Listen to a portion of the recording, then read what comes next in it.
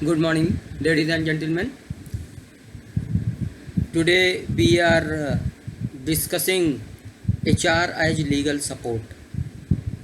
Uh, you can say other way around that in HR should handle legal activities or not. Uh, so, in fact, if you go word by word, sentence by sentence, HR is a separate domain, and legal is a separate domain. Very important that legal is not a small domain.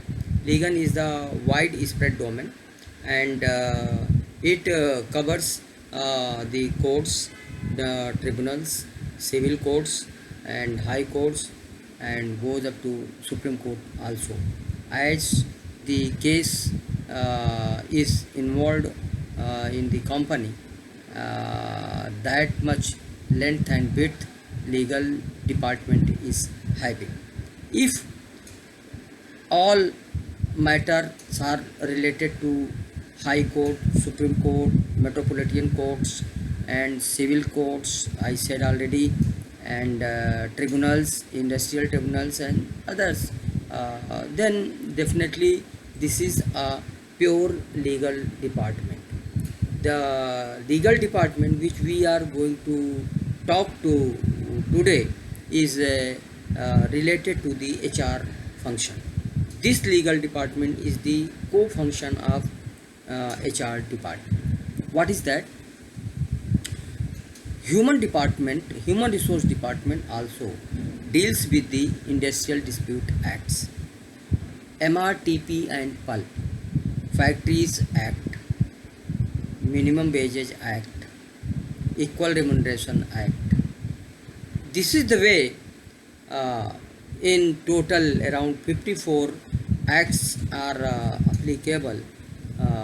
Before we combined some acts,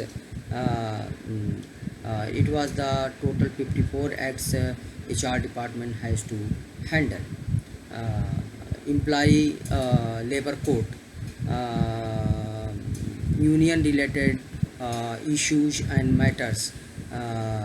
So related to all these kind of the legal cases, HR has to handle. So HR, if we have to segregate once again to make more clear, then any civil court, any criminal case is directly under the gambit of the law. That is the pure law which is not touched with the HR department.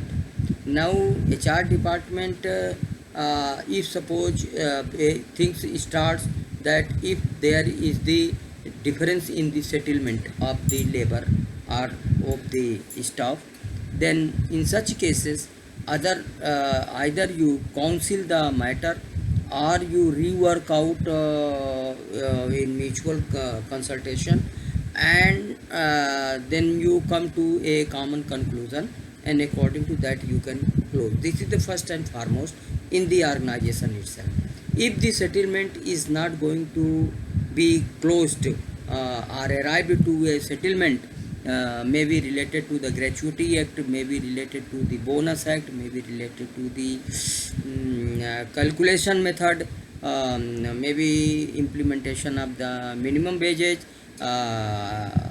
So if these differences are there, then you have to go as per the act.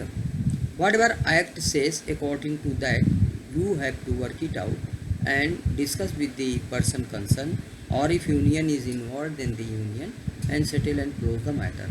But if it is not going to be settled in house in your organization, then matter will proceed to the labor court, and from labor court it will be like a normal labor court. You have to have your own advocate, and other side's advocate will be there, and both the parties also will be there, and there will be dates and discussions takes place, And from the employer side, from the company side, HR department, executive manager or who he may be, but from HR department he has to handle the court cases lying in the labor code, and you have to deal with the advocates, solicitors, and as the case may be.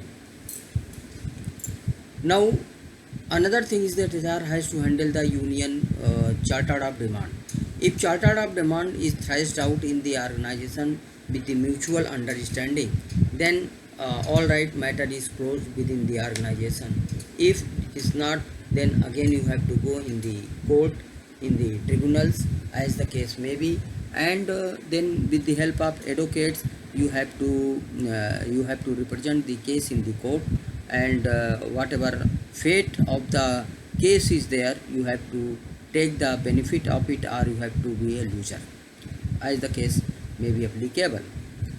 Now, another areas of the act implementation is the MRTP and pulp. This is also under the union. It is also an independent act in the state, and certain things you have to deal under this MRTP and pulp act. And if again the same process, that if the things are being closed in the organization itself, then fine, otherwise you have to proceed to the court, and then the role of the HR comes in the picture, from organization to court, court to advocate, advocate to organization, and that is the way it moves in and around. Now, coming to the other part of HR is that whatever advocate is giving draft, that draft you discuss well within the parameter of the laws, it is being replied or not, and then you consult to the management, take their opinion, and whatever they are saying, based upon that, then you revert back to advocate, solicitor, who he may be, and that is the way you have to deal with the cases. So drafting and suggestion in the draft, and taking the case as the in the labor court, in the different court, as the case may be applicable, and there you will see that the involvement of HR department is there as a representative of the organization.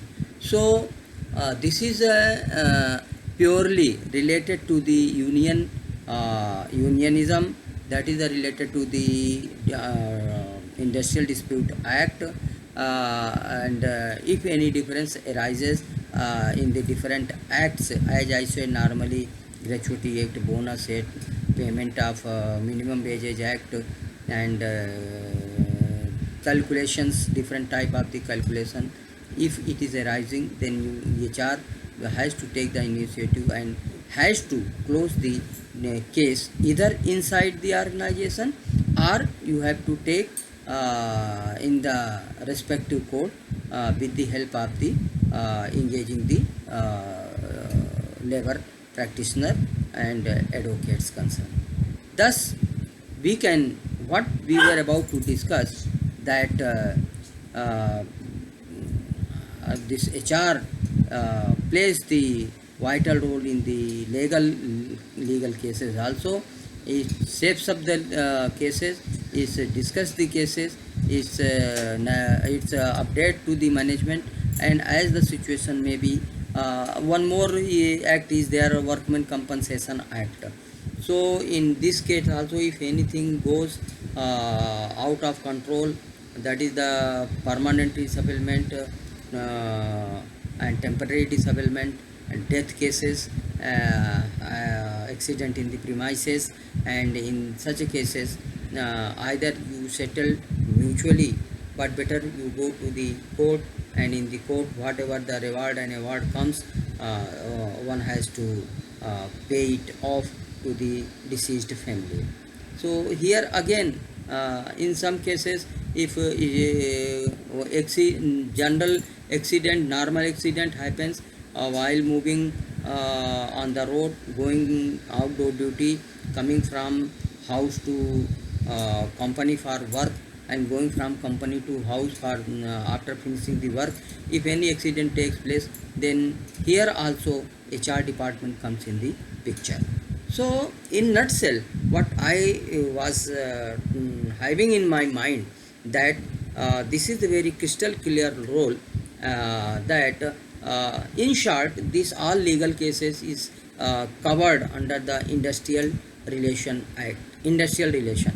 So in under the banner of the Industrial Relation, all these what I have discussed comes, and some more also may be coming, because I am having a generalized talk. I am not having a specific talk, that taking all the name of the acts and then I am talking to you.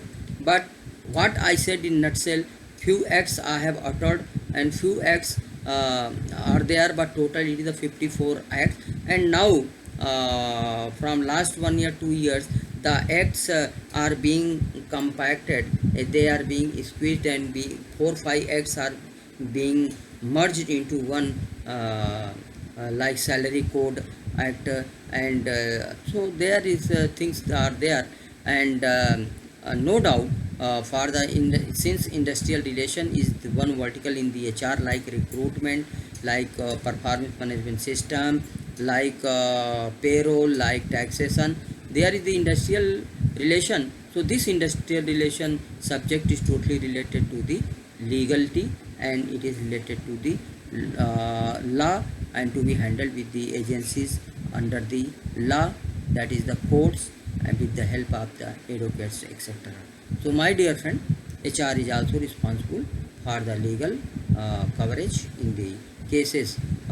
Once again I am repeating, for the cases matter related to labor and industrial relation, industrial dispute acts. Thank you very much. It is the general talk. I am not having the specific talk. A specific talk may happen in our full-fledged seminar. Please take care of yourself. Thank you very much.